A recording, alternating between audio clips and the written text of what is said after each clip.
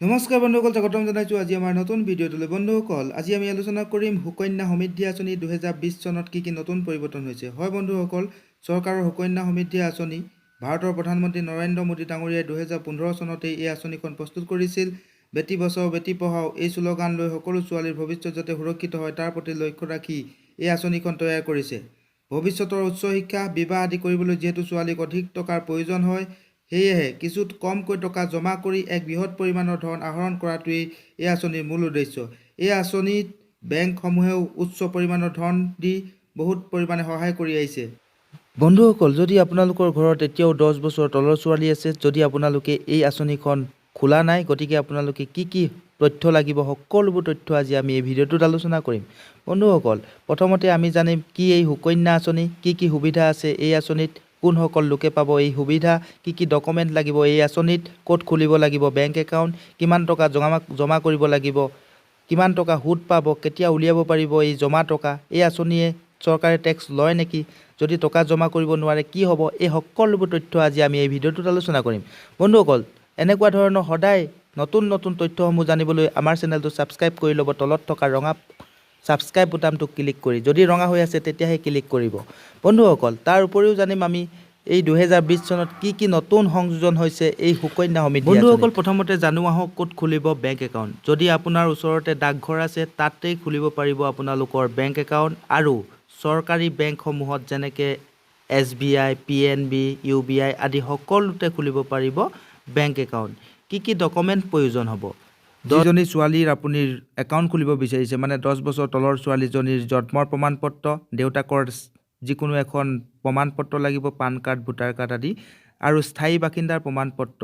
তাৰ লগতে লাগিব এখন সুকন্যা সমৃদ্ধিৰ ফৰ্ম, যিখন আপোনালোকে ভিডিঅ' ডিছক্ৰিপশ্যনৰ পৰা ডাউনলোড কৰি ল'ব, বা অসম চৰকাৰৰ ৱেবছাইটতো এই ফৰ্মখন আছে, গতিকে আপোনালোকে তলৰ ডিছক্ৰিপশ্যনত ডাউনলোড কৰি ল'ব। বন্ধুসকল, এই আঁচনিখনত চৰকাৰী বেংকসমূহ বা ডাকঘৰত প্ৰতি বছৰে 8.4% সুদ দিয়ে। আৰু বন্ধুসকল, একাউণ্টখন খুলিবলৈ আপোনালোকক প্ৰথমতে জমা দিব লাগিব 250 টকা, আৰু প্ৰতি মাহে 1000 টকা, বা আপোনালোকে এতিয়া 2020 চনত 250 টকাও প্ৰতি মাহে জমা কৰিব পাৰিব, আৰু অতি বেছিকৈ হ'লে 1,80,000 টকা জমা কৰিব পাৰিব। তাতকৈ ওপৰত আপোনালোকে জমা কৰিলে চৰকাৰে ঘূৰাই দিয়ে। গতিকে আপোনালোকে প্ৰথম 250 টকা দি একাউণ্টখন খুলি ল'ব, আৰু প্ৰতি মাহে যিমান পাৰে আপোনালোকৰ যি পাৰে জমা কৰি যাব এই আঁচনিখনত। কেতিয়া উলিয়াব পাৰিব এই জমা টকা? যেতিয়া ছোৱালীজনীৰ বয়স 18 বছৰ হয় বা ছোৱালীজনীয়ে মেট্ৰিক পাছ কৰে, তেতিয়া 50% জমা টকা আপুনি উলিয়াই ল'ব পাৰিব ছোৱালীজনীৰ উচ্চ শিক্ষাৰ বাবে। বেলেগ ক্ষেত্ৰত আপোনালোকে উলিয়াব নোৱাৰিব, কিন্তু মাত্ৰ উচ্চ শিক্ষাৰ বাবেহে উলিয়াব পাৰিব এই জমা টকা। 50% জমা টকা আপোনালোকে উলিয়াব পাৰিব।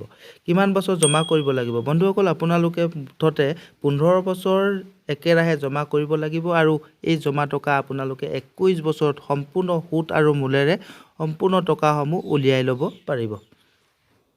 হয় বন্ধুসকল, যদি আপোনালোকে টকা ভৰাব নোৱাৰে তেন্তে কি হ'ব? যদি কেনেবাকৈ একাউণ্ট থকা ছোৱালীজনী কিবা দুৰ্ঘটনাত ঘটে বা মৃত্যু হয়, বা টকা ভৰাই থকা লোকজনৰ ডাঙৰ অসুবিধা হয়, তেন্তে একাউণ্ট বন্ধ কৰিব পাৰিব, আৰু জমা টকা সকলোবোৰ আপোনালোকে উলিয়াই ল'ব পাৰিব।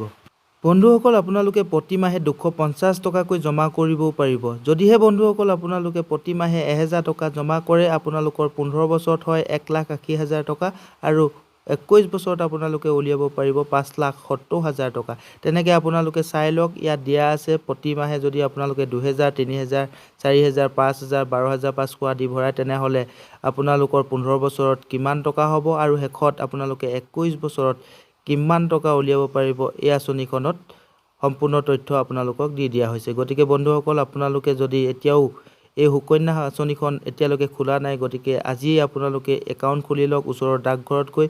ফৰ্মখন তলৰ ভিডিঅ' ডিছক্ৰিপশ্যনৰ পৰা ডাউনলোড কৰক। এনেকুৱা ধৰণৰ তথ্যসমূহ পাই থাকিবলৈ আমাৰ চেনেলটো ছাবস্ক্ৰাইব কৰি ল'ব, আৰু বেল আইকনটি দবাই ল'ব।